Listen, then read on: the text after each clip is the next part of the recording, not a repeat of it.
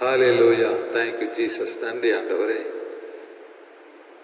ஆண்டவரும் அருமரிச்சகருமாகிய இயேசுவின் இணைய நாமத்தில் உங்கள் அனைவருக்கும் அன்பின் நல்வாழ்த்துக்கள். இப்பொழுதும் இந்த இணையதளத்தின் வாயிலாக உங்களை சந்திப்பதில் கர்த்தருக்குள் மிக்க மகிழ்ச்சி அடைகிறோம். கடந்த வாரம் முழுவதும் தேவன் நம்மை கண்மணி போல பாதுகாத்து இந்த புதிய நாளை கர்த்தர் நமக்கு தந்திருக்கிறார். நாம் எல்லாரும் சேர்ந்து ஆங்காங்கு இருக்கிற இடத்துல ஆண்டவரை நோக்கி பார்த்து கர்த்தரை ஆராதிப்போம். அவருடைய வார்த்தையை கேட்டு பலனடைவோம். கர்த்தர் நம்மை ஆசீர்வதிப்பாராக. ஆமென். சந்தோஷமா இருக்கீங்களா? மகிழ்ச்சியா இருக்கீங்களா? இப்பொழுது ஒரு நிமிஷம் நாம் எல்லாரும் சேர்ந்து கண்களை மூடி ஜெபிப்போமா? எங்களை அளவில்லாம் நேசிக்கிற பரலோக தந்தையே, ஆசீர்வதிக்கப்பட்ட நாளுக்கு நன்றி. நேற்று மீண்டும் என்று மாறாத தேவன் கடந்த வாரம் முழுவதும் எங்களை கண்மணி போல பாதுகாத்து இந்த புதிய நாளை எங்களுக்கு கொடுத்ததுக்கு நன்றிப்பா. இந்த நாளில் உலகம் முழுவதும் உம்மை ஆராதிக்கின்ற ஆராதனைகளை கர்த்தர் ஆசீர்வதிங்க. தேவ ஜனங்களை ஆசீர்வதிங்க. இந்த இணையதளத்தின் வாயிலாக ஆண்டவரே இந்த ஆராதனையில் பங்கு பெறுகிற ஒவ்வொருவரையும் கர்த்தர் ஆசீர்வதிக்கும்படியா நாங்கள் ஜெபிக்கிறோம். தொடர்ந்து பரிசுத்த ஆவியானவர் எங்களை வழி நடத்துங்க. இரட்சகர் இயேசுவின் நாமத்தில் வேண்டிக் கொள்கிறோம் நல்ல பிதாவே. ஆமென், ஆமென்.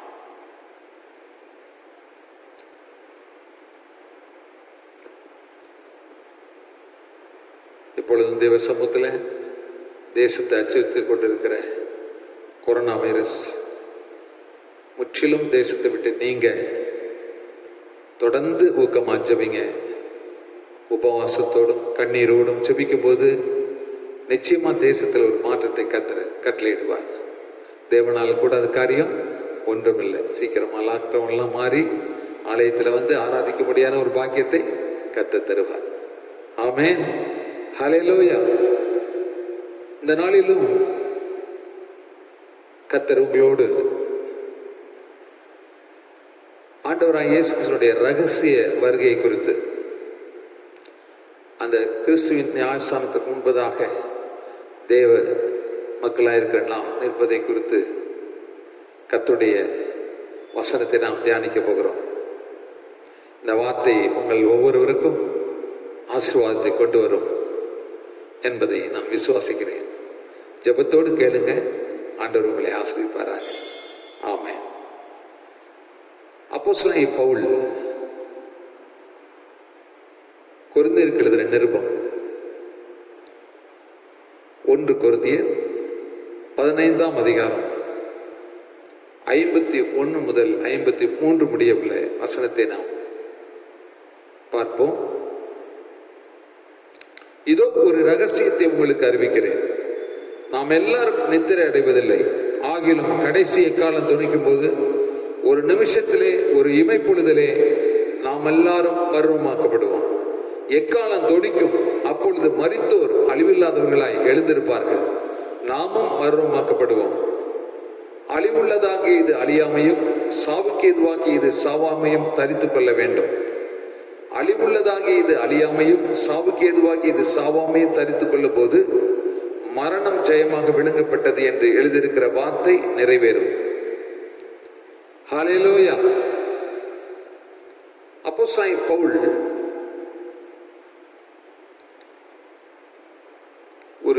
இதோ உங்களுக்கு ஒரு ரகசியத்தை சொல்லுகிறேன் என்று சொல்கிறார். பழைய ஏற்பாட்டு தீர்க்கதரிசிகளும் புதிய ஏற்பாட்டு சீசர்களும் இயேசுவின் வருகை குறித்து திட்டமாக அவர்கள் அறிந்திருந்தாலும் சபையை எடுத்துக்கொள்ளும்படியாக கிறிஸ்து ரகசியமாக வருவதை குறித்த வெளிப்பாட்டை அப்போஸ்தலனாகிய பவுல் மட்டுமே தெளிவாக நிருபங்களில் எழுதியிருக்கிறதை நாம் பார்க்கிறோம். நாம் எல்லாரும் நித்திரை அடைவதில்லை. ஆகிலும் கடைசி எக்காலம் துணிக்கும் போது ஒரு நிமிஷத்திலே, ஒரு இமைப்பொழுதிலே நாம் எல்லாரும் மறுரூபமாக்கப்படுவோம் என்று வேதம் சொல்கிறது. ஒரு நிமிஷத்துல நாம் எல்லாரும் மறுரூபமாக்கப்படுவோம் என்று கர்த்தருடைய வசனம் சொல்கிறது. அழிவுள்ளதாகிய இது அழியாமையும், சாவுக்கு ஏதுவாகிய இது சாவாமையும் தரித்துக் கொள்ள வேண்டும். ரகசிய வருகை பகிரங்க வருகைக்கு குறைந்தபட்சம் 7 வருஷங்களுக்கு முன்பாக சம்பவிக்கிறது. சபை ரகசிய வருகையில, மணவாட்டி இருக்கிற சபை ரகசிய வருகையில ஆண்டவராகிய இயேசு கிறிஸ்து எடுத்துக்கொள்ளப்பட்டதும் சரீரத்தில் அவனவன் செய்த நன்மைக்காவது தீமைக்காவது தக்க பலனை அடைபடிக்கு நாம் எல்லாரும் கிறிஸ்துவின் நியாயசனத்திற்கு முன்பதாக வெளிப்பட வேண்டும் என்றும் ஆண்டவருடைய வார்த்தை சொல்கிறது. எனக்கு அன்பான கிறிஸ்துவுக்குள் பிரியமானவர்களே, 2 கொரிந்தியர் புஸ்தகம் 5ஆம் அதிகாரம் 10ஆம் வசனத்திலே அப்போஸ்தலன் பவுல் குறிப்பிடுகிறார், ஏனென்றால் சரீரத்தில் அவனவன் செய்த நன்மைக்காவது தீமைக்காவது தக்க பலனை அடைபடிக்கு நாம் எல்லாரும் கிறிஸ்துவின் நியாயசனத்துக்கு முன்பதாக வெளிப்பட வேண்டும். ஆண்டவராகிய இயேசு கிறிஸ்து பரலோகத்துல அவர் சிங்காசனத்துல அமர்ந்திருக்கிறார். அவருக்கு முன்பதாக ஆண்டவருடைய பிள்ளைகள் இந்த பூமியிலிருந்து எடுத்துக்கொள்ளப்பட்டு அவருக்கு முன்பதாக நிற்கும்படியான ஒரு பாக்கியத்தை கர்த்தர் தருகிறார். தேவனுடைய வசனத்தின்படி கிறிஸ்துவின் சிங்காசனத்திற்கு முன்பதாக எல்லா மக்களும் நிறுத்தப்படுகிறார்கள். ரோமர் 14ஆம் அதிகாரம் 10ஆம் வசனத்திலே பார்க்கிறோம், இப்படி இருக்க நீ உன் சகோதரனை குற்றவாளி என்று தீர்க்கிறது என்ன? நீ உன் சகோதரனை அற்பமாய் எண்ணுகிறது என்ன? நாம் எல்லாரும் கிறிஸ்துவனுடைய நியாயஸ்தானத்திற்கு முன்பாக நிற்போமே. கிறிஸ்துவின் நியாயஸ்தானத்திற்கு முன்பதாக நிற்க போகிற நாம் அனைவரும் எப்படிப்பட்ட பரிசுத்த நடக்கையும் ஆண்டவருக்கு பிரியமுள்ள வாழ்க்கை வாழ வேண்டும் என்பதை குறித்து பவுல் இங்கே தெளிவாக சொல்லுகிறார். கிறிஸ்துவின் அந்த நியாய தீர்ப்பு நாட்கள்ல கிறிஸ்துவின் நியாயஸ்தானத்துக்கு முன்பதாக எல்லா மக்களும் நிற்க வேண்டும். குறிப்பாக ரட்சிக்கப்பட்ட தேவ ஜனங்களும் ஆண்டவர் சமூகத்தில் நிற்க வேண்டும் என்று சொல்லப்பட்டிருக்கிறது.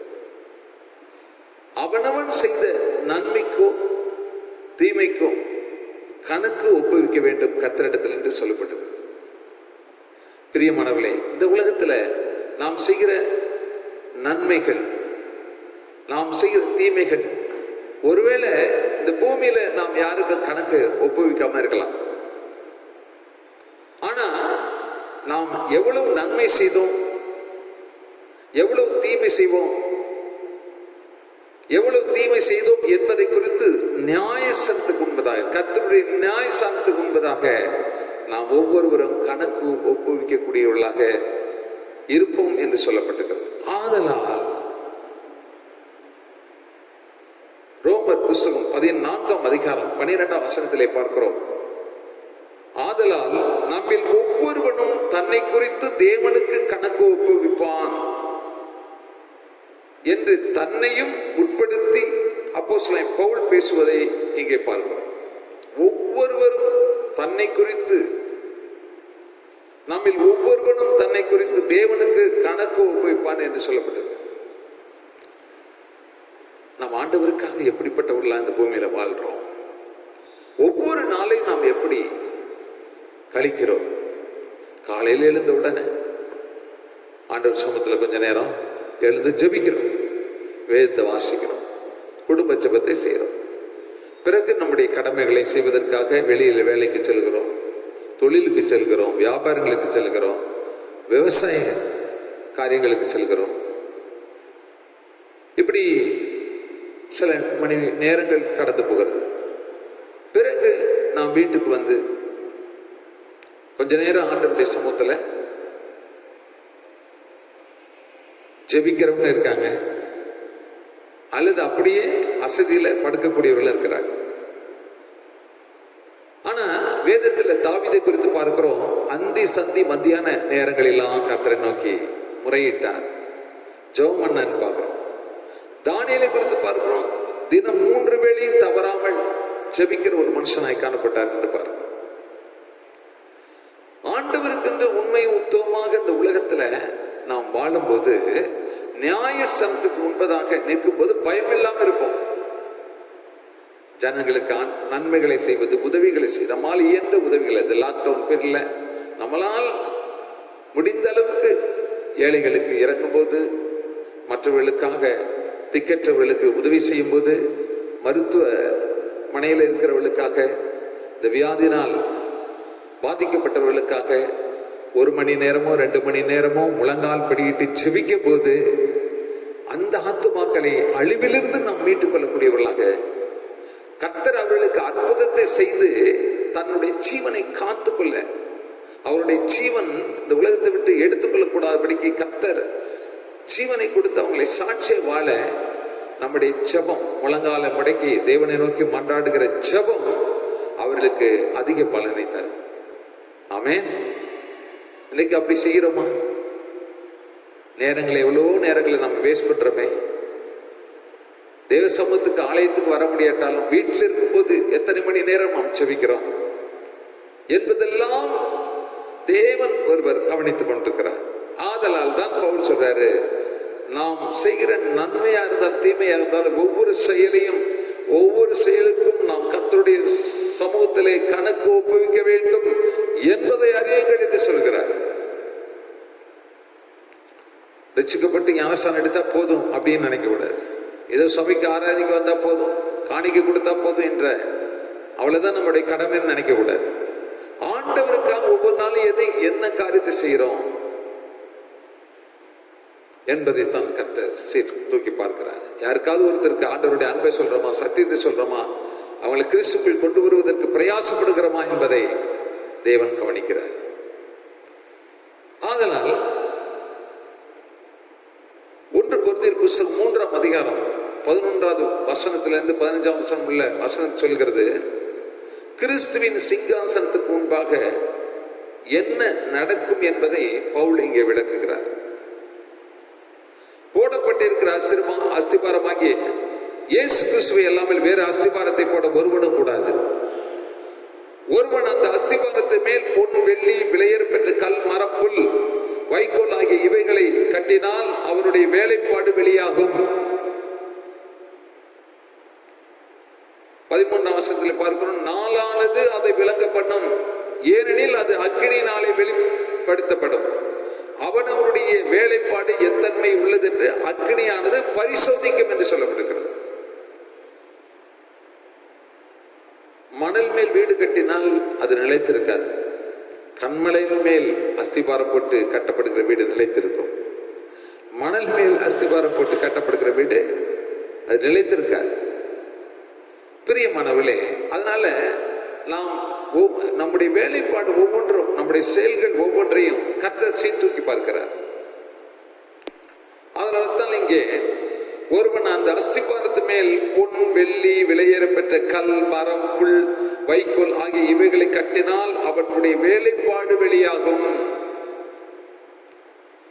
நாளானது அதை விளங்க பண்ணும், ஏனெனில் அது அக்கினியினாலே வெளிப்படுத்தப்படும். அவனுடைய வேலைப்பாடு எத்தன்மை உள்ளது என்று அக்கினியானது பரிசோதிக்கும். இந்த உலகத்தில் ஆண்டவருக்காக நாம் பரிசுத்தமா வாழ்கிறோமா, நீதியை நிலைநாட்டக்கூடிய மக்களாக இருக்கிறோமா, அல்லது அநீதியை, அக்கிரமங்களை, தேவனுக்கு பிரியமில்லாத வழியிலே நடக்கக்கூடிய மக்களா இருக்கிறோமா என்பதை சற்று யோசித்து பார்க்க வேண்டும். வேதத்துல 1 கொரிந்தியர் 3ஆம் அதிகாரம் 15ஆம் வசனத்துல பார்க்கிறோம், ஒருவன் கட்டினது வெந்து போனால் அவன் நஷ்டம் அடைவான், அவனும் ரட்சிக்கப்படுவான், அதுவும் அக்னியினால் அகப்பட்டு தப்பினது போல இருக்கும். நீங்கள் தேவனுடைய ஆலயமாய் இருக்கிறீர்கள் என்றும் தேவனுடைய ஆவி உங்களில் வாசமாய் இருக்கிறார் என்றும் அறியாதிருக்கிறீர்களா? ஒருவன் தேவனுடைய ஆலயத்தை கெடுத்தால் அவனை தேவன் கெடுப்பார். தேவனுடைய ஆலயம் பரிசுத்தமாய் இருக்கிறது, நீங்களே அந்த ஆலயம். நாம் தேவனுடைய ஆலயமா இருக்கிறோம், ஒரு நடமாடுகிற ஆலயமா இருக்கிறோம். இந்த ஆலயத்தை தூய்மையாக பரிசுத்தமாக வைத்துக் கொள்ள வேண்டும் என்று கர்த்தர் விரும்புகிறார். நாம் ஆலயத்துக்கு ஞாயிற்றுக்கிழமை வருவதற்கு இப்பொழுது சாத்தியமில்லாத ஒரு நிலைமையில இருந்தாலும், லாக்டவுன், ஆலயெல்லாம் திறக்கப்படாம எங்க பார்த்தாலும் ஊரடங்கு, உலகமே ஸ்தம்பித்து இருக்கிறது. இப்படிப்பட்ட சூழ்நிலையில ஆண்டவருடைய வார்த்தை சொல்லுது, நீங்களே என்னுடைய ஆலயமா இருக்கிறீங்க, இந்த ஆலயத்துல நான் வாசம் பண்ணுகிறவரா இருக்கிறேங்கிறார்.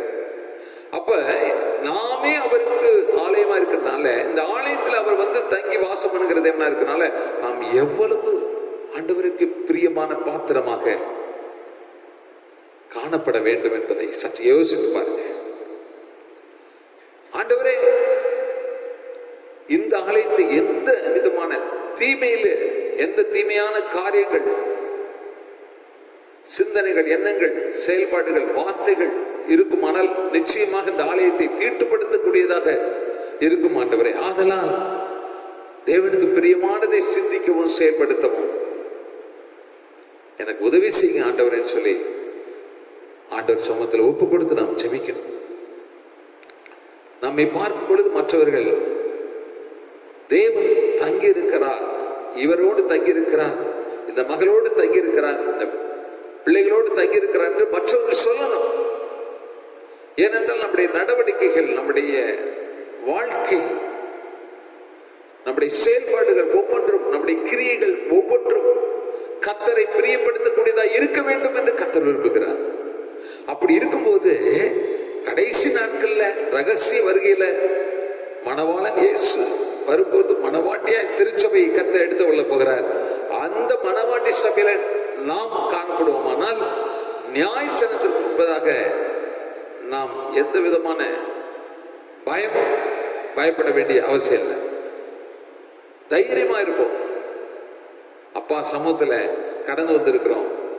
இந்த உலகத்தில் இருக்கும்போது அப்பாவுக்கு பிரியமானதை நம்ம செய்தோம், அப்பாவுக்கு பிரியமானதை சிந்தித்தோம், அப்பாவுக்கு பிரியமானதை செயல்பட்டோம் என்று சத்தம் சொல்லலாம்.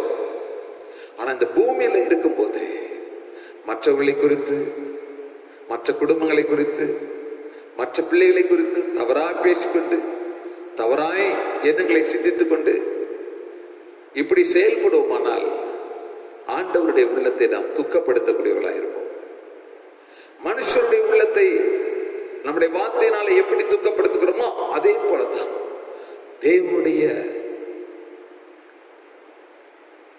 தேவனுக்கு விரோதமாக வார்த்தைகளை சொல்லும் போது அவர் உள்ளத்தை துக்கப்படுத்தக்கூடியவர்களாக இருப்போம்.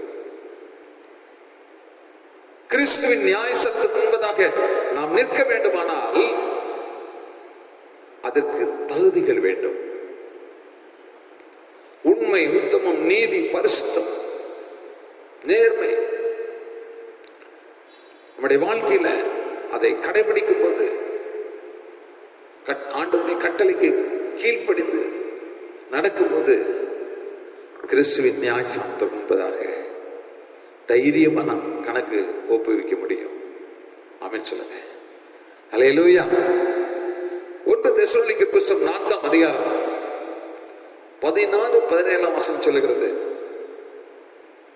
அப்போஸ்தலன் பவுல் தெசலோனிக்கேயர் பட்டணத்துக்கு இந்த நிருபத்தை எழுதும்போது சொல்றாரு, ஏனெனில் கர்த்தர் தாமே ஆரவாரத்தோடு பிரதான தூதனுடைய சத்தத்தோடும் தேவ எக்காலத்தோடும் வானத்திலிருந்து இறங்கி வருவார்.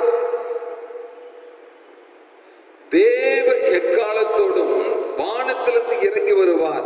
அப்பொழுது கிறிஸ்துவுக்குள் மரித்தவர்கள் முதலாவது எழுந்திருப்பார்கள். பின்பு உயிரோடு நாமும் கர்த்தருக்கு எதிர்கொண்டு போக மேகங்கள் மேல் அவர்களோடு ஆகாயத்தில் எடுத்துக் கொள்ளப்பட்டு இவ்விதமாய் எப்பொழுதும் கர்த்தருடனே கூட இருப்போம் என்ற சந்தோஷத்தினால் நாம் ஒருவருக்கொருவர் தேற்றிக் கொள்ள வேண்டும், ஆறுதல் அடைய வேண்டும். ஹல்லேலூயா. ரகசிய வருகையில் இயேசு பூமிக்கு வருவதில்லை, பகிரங்க வருகை, அதாவது 2ஆம் வருகை பகிரங்க வருகையா இருக்கும். அப்பொழுதுதான் அவர் தன்னுடைய பரமசேனையோடு மணவாட்டி சபை அழைத்துக் கொண்டு பூமிக்கு கடந்து வருவார். புதிய வானம், புதிய பூமி உண்டாயிருக்கும். ரகசிய வருகையில ஆகாயத்துல மேகங்கள்ல இயேசு கிறிஸ்து வருவார்.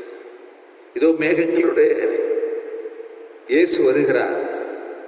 வெளிப்படுத்தல விசேஷம் 1ஆம் அதிகாரத்துல நாம் பார்க்கிறோம், மேகங்களுடனே கிறிஸ்து வருகிறார். எல்லா ஜனங்களுடைய கண்களும் அவரை காணும், அவரை குத்தினவர்களும் அவரை காண்பார்கள் என்று சொல்லப்படுகிறது. மேகங்களுடனே வருகிறார். இயேசு மேகங்களோடு வரப்போகிறார். அவரை சந்திக்க நீங்கள் ஆயத்தமா இருக்கிறீங்களா? அவரை சந்திக்க ஆயத்தமா இருக்கிறீங்களா? ஒருவேளை ஆயத்தம் இல்லாம இப்பொழுதே உங்களை ஒப்பு கொடுங்க. உங்கள் வீட்டில் ஆண்டவருடைய வருகைக்கு ஆயத்தம் இல்லாதவர்கள் இருப்பார்கள் என்றால், ஆண்டவராய் இயேசு கிறிஸ்துடைய அன்பையும் சத்தியத்தையும் அவரை அறிகிற அறிவை அடையத்தக்கதாக அவர்களுக்கு புத்தி சொல்லி ஆலோசனை சொல்லி அவருடைய ஆண்டவராக இயேசு கிறிஸ்துடைய ரகசிய வருகைக்கு ஆயத்தப்படுத்துங்க. ஹல்லேலூயா. வெளிப்படுத்தல விசேஷம் 10ஆம் அதிகாரம் 14ஆம் வசனத்திலே பார்க்கிறோம், பரலோகத்தில் உள்ள சேனைகள் வெண்மையும் சுத்தமான மெல்லிய வஸ்திரம் தரித்தவர்களாய் வெள்ளை குதிரைகளின் மேல் ஏறி அவருக்கு பின் சென்றார்கள். பரலோகத்தில் உள்ள சேனைகள் வெண்மையும் சுத்தமான மெல்லிய வஸ்திரம் தரித்தவர்களாய் வெள்ளை குதிரையின் மேல் ஏறி அவருக்கு பின் சென்றார்கள். இது எதை குறிக்கிறது என்றால், அந்தி கிறிஸ்துவின் 7 வருஷ ஆட்சியின் முடிவில்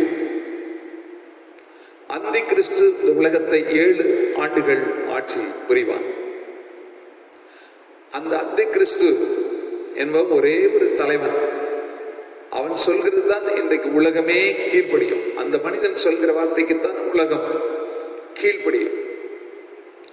அது ஒரு 7 ஆண்டுகள் இந்த உலகத்துல அந்தி கிறிஸ்து ஆட்சி புரிவான். அதுக்கப்புறம் அந்த ஆட்சி முடிந்ததுக்கு அப்புறம் ஆண்டவராய் இயேசு கிறிஸ்து வெள்ளை குதிரையில தன்னுடைய பரமசேனையோடு பூமிக்கு வருவதுதான் பகிரங்க வருகை. வெள்ளை குதிரையில இந்த பூமிக்கு அவர் கடந்து வருகிறதை குறித்து பகிரங்க வருகை என்று சொல்லப்பட்டிருக்கிறது. இதுதான் 2ஆம் வருகையாகும். ஹல்லேலூயா. ரகசிய வருகை குறித்து வேதத்தில் அநேக வசனங்கள் நமக்கு எழுதப்பட்டிருக்கிறது. லூக்கா எழுதின சுவிசேஷம் 21ஆம் அதிகாரம் 34 36 வசனம்.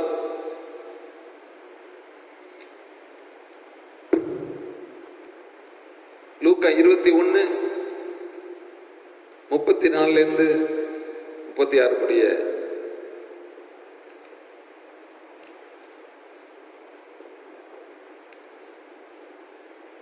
வானமும் பூமியும் ஒளிந்து போகும், என் வார்த்தைகளோ ஒளிந்து போவதில்லை.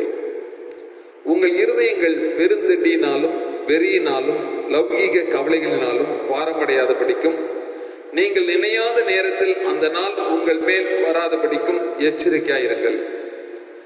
பூமியில் எங்கும் குடியிருக்கிற அனைவர் மேலும் அது ஒரு கண்ணியை போல் வரும். ஆகையால் இனி சம்பவிக்க போகிற இவைகளுக்கெல்லாம் நீங்கள் தப்பி மனுஷகுமாரனுக்கு முன்பாக நிற்க பாத்திரவான்களாக எண்ணப்படுவதற்கு எப்பொழுதும் ஜெபம் பண்ணி விழித்திருங்கள் என்றார். இனி சம்பவிக்க போகிற இவைகளுக்கெல்லாம் நீங்கள் தப்பி மனுஷகுமாரனுக்கு முன்பாக நிற்க நீங்கள் பாத்திரவான்களாக எண்ணப்படுவதற்கு எப்பொழுதும் ஜெபம் பண்ணி விழித்திருங்கள் என்றார்.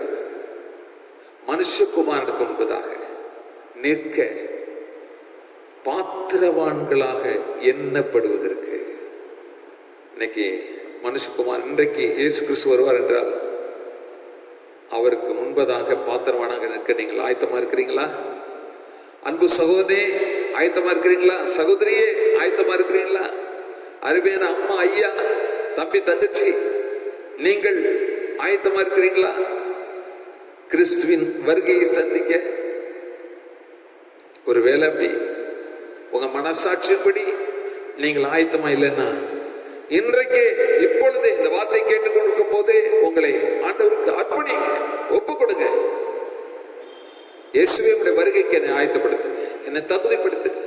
உமக்கு பிரியமில்ல தேவையில்லாத வேண்டாத எண்ணங்கள் சிந்தனைகளை விட்டு விலகி பரிசுத்தமும் உண்மையும் சத்தியம் நீதி நிறைந்த ஒரு வாழ்க்கை நான் வாழ எனக்கு அருள் புரியும் ஆண்டவரேன்னு சொல்லி நீங்கள் ஆண்டவரை நோக்கி முழங்கால் படிட்டு கேட்பீர்கள் என்றால் நிச்சயமாக கர்த்தர் அவருக்கு ஏற்ற பாத்திரவானாக உங்களை மாற்றுவார் என்பதில் எந்த விதமான சந்தேகம் இல்லை.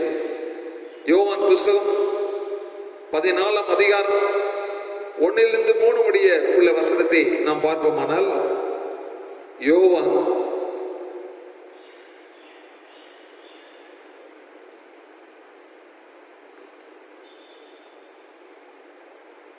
14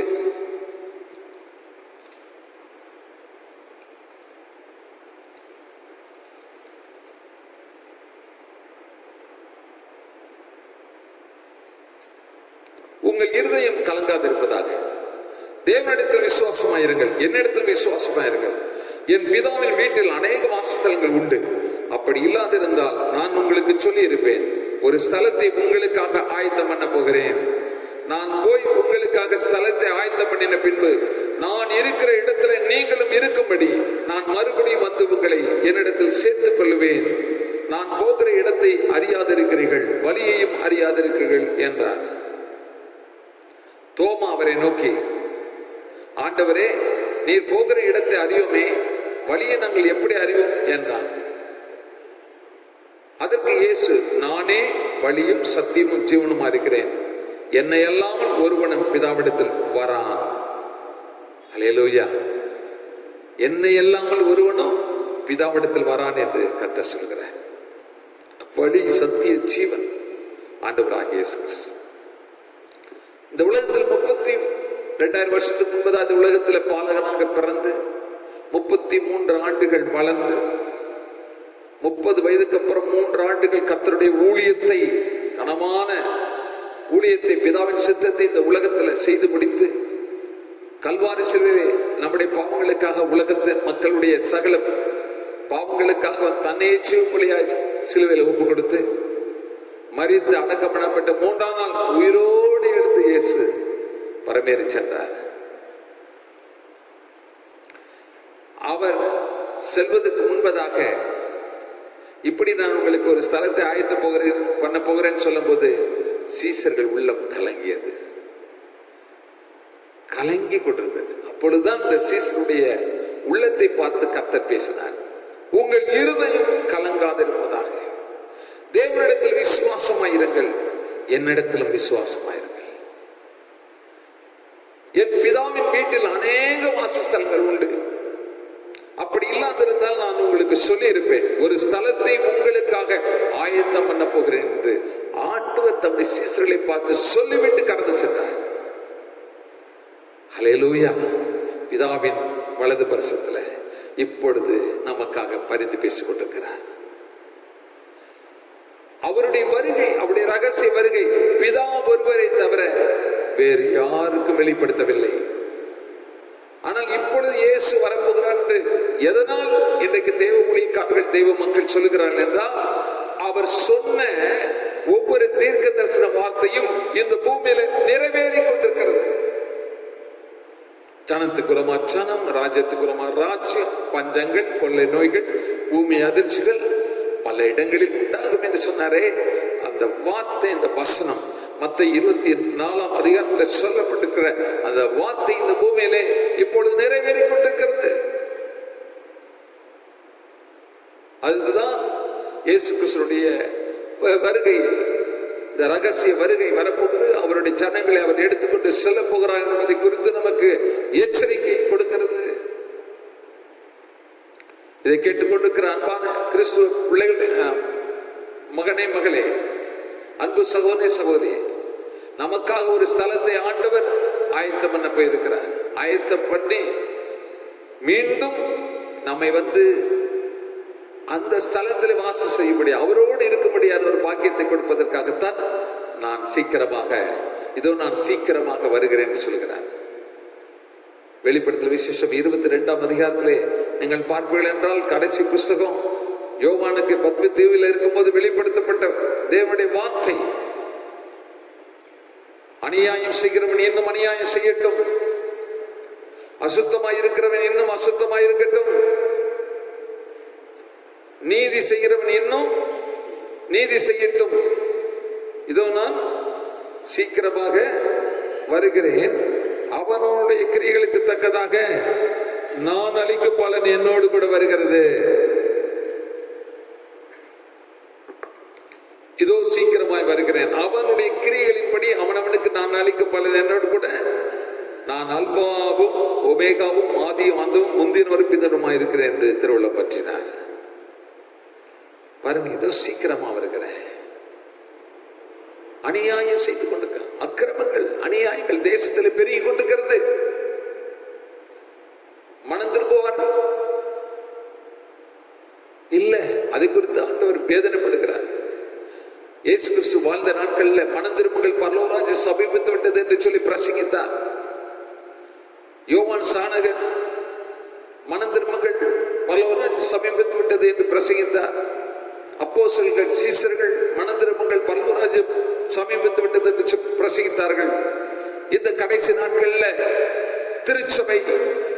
திருச்சபையில் இருக்கக்கூடிய மேய்ப்பர்கள், ஊழியர்கள், போதகர்கள், சுவிசேஷர்கள், தீர்க்கதரிசிகள், அப்போஸ்தலர்கள் மனம் திரும்புங்கள், பரலோகராஜ்யம் சமீபித்து விட்டது என்று சொல்லி பிரசங்கிக்கிறார்கள். இன்னைக்கு உண்மையான மன திரும்புதல் தேசத்துல இல்லாதனாலதான் கொடிய ஆபத்துகள், கொடிய நோய்கள், கொடிய பஞ்சங்கள் ஏற்பட்டுக் கொண்டிருக்கிறது. பிரியமானவர்களே,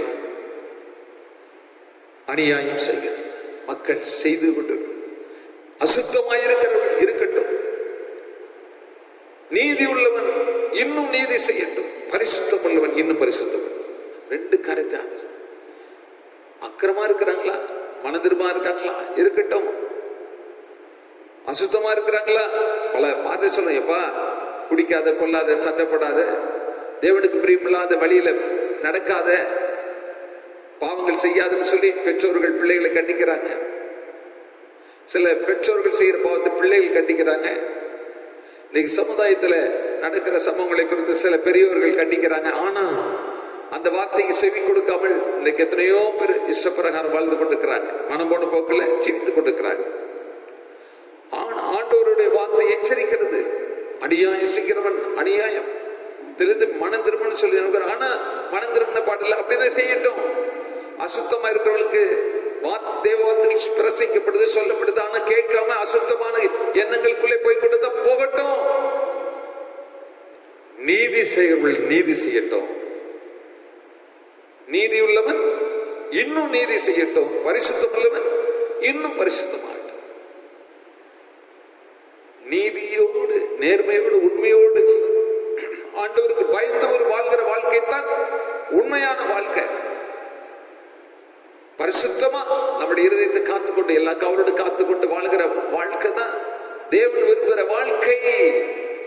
அப்படி வாழும்போது தான் ஆண்டவராய் இயேசு கிறிஸ்துடைய ரகசிய வருகையிலே நாம் எடுத்துக் கொள்ளப்பட முடியும். அதான் சத்தியம். ஏனோ தானம் என்று தேவனுக்கு பிரியமில்லாத சிந்தைக்கு, எண்ணங்களுக்கும் செயலுக்கும் இடம் கொடுப்போமானால் ஆண்டவருடைய வருகையில நாம் எடுத்துக்கொள்ள முடியாது. அவருடைய நியாயசானத்துக்கு உண்பதாக கை கட்டி நிற்கக்கூடியவர்களா இருப்போம், பயந்து கொண்டு நிற்கக்கூடியவர்களா இருப்போம், கை கட்டி நிற்கக்கூடியவர்களா இருப்போம். ஆண்டவர் என்ன தண்டனை கொடுக்க போறாரோ தெரியாது என்ற கவலையோடு நிற்கக்கூடியவர்களா இருப்போம். அதனால் ஆண்டவருடைய வருகை, ரகசிய வருகை, அவருடைய நியாயசானத்துக்கு முன்பதாக நிற்க வேண்டும் என்ற ஒரு உணர்வு எப்பொழுது நமக்குள் இருக்கட்டும். அப்படிப்பட்ட ஒரு உணர்வுள்ள ஒரு கிறிஸ்தவர்களாக, உண்மை கிறிஸ்தவர்களாக, கிறிஸ்துவுக்குள் அவர்களாக வாழும்போது ஆண்டவருடைய மேலான ஆசீர்வாதத்தை, அந்த பரலோக ராஜ்யத்தை, அந்த நித்திய ஜீவனை சுதந்திரத்துக் கொள்ளும்படியான ஆசீர்வாதத்தை, நன்மையை கர்த்தர் நமக்கு கொடுக்கிறவராக இருக்கிறார். ஹல்லேலூயா, ஹல்லேலூயா. எனக்கு அன்பான கிறிஸ்துவுக்குள் பிரியமானவர்களே, ஒரு நிமிஷம் நாம் கண்களை மூடி ஜெபிப்போமா? எங்கள் அளவில்லாம் நேசிக்கிற பரலோக தந்தையே, ஆசீர்வதிக்கப்பட்ட நாளுக்கு நன்றி. இப்பொழுதும் ஆண்டவரே உங்க ரகசிய வருகை குறித்தும் உங்க ஆண்டவரே கடைசி நாள் நியாய தீர்ப்பு குறித்தும் நியாயசனத்துக்கு முன்பதாக நாங்கள் நிற்க வேண்டிய காரியங்களை குறித்தும் இந்த வார்த்தை மூலமாக நீ எங்களோடு பேசுறதுக்காக ஸ்தோத்திரம். நீர் எங்களுக்காக ஒரு ஸ்தலத்தை ஆயத்தம் பண்ண போயிருக்கிறீங்க ஆண்டவரே.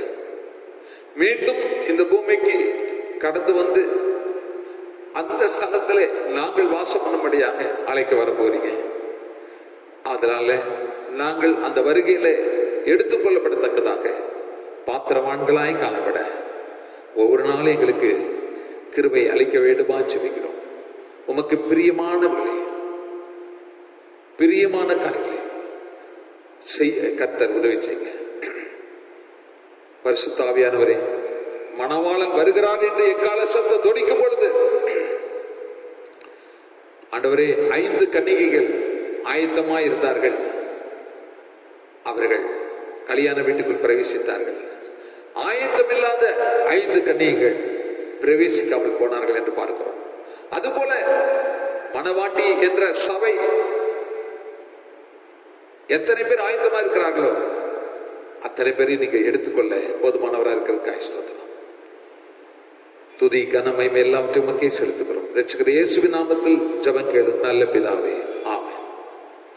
என் ஆத்துமாவே கர்த்தரை ஸ்தோத்திரி, என் முழுமே பரிசுத்த நாமத்தை ஸ்தோத்திரி. என் ஆத்துமாவே கர்த்தரை ஸ்தோத்திரி, கர்த்தர் செய்த சகல உபகாரங்களை மறவாதேயும். ஆமென், ஆமென்.